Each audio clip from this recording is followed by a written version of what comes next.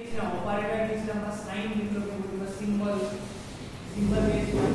আমরা এগুলো চাইলে নানা রকমের ফরম্যাট সেল ফরম্যাটিং বা নাম্বার ফরম্যাটিং যেটা বলি দেখো ওখানে লেখা আছে ওগুলো যদি দেখো তুমি দেখতে পাবে। এবার তুমি ওখানে যাও গিয়ে দেখো ওখানে লেখা আছে প্রথমে যে সেকশনটা আছে সেটা জেনারেল ফরম্যাট বা নো স্পেসিফিক ফরম্যাট, মানে বর্তমানে আমরা যেটা ইউজ করছি এটা হচ্ছে নো স্পেসিফিক ফরম্যাট, কোনো স্পেসিফিক ফরম্যাট নেই। মানে আমরা জেনারেলি যে কোনো সেটা নাম্বার হতে পারে, কোনো টেক্সট হতে পারে বা কোনো সিম্বল হতে পারে, যা কিছু সেটা আমরা ইউজ করছি। এরপরে তোমরা দেখো লেখা আছে নাম্বার, শুধু নাম্বার ইউজ করতে পারে, মানে ওই সেলটাতে আমরা কি ফরম্যাট ডিফাইন করে দিই, মানে ফরম্যাট স্পেসিফাই করে দিচ্ছি যে আমার এই সেলের মধ্যে এই ফরম্যাটটাই থাকবে, সেক্ষেত্রে আমরা কি করতে পারবো এই ফরম্যাটটা সিলেক্ট করব।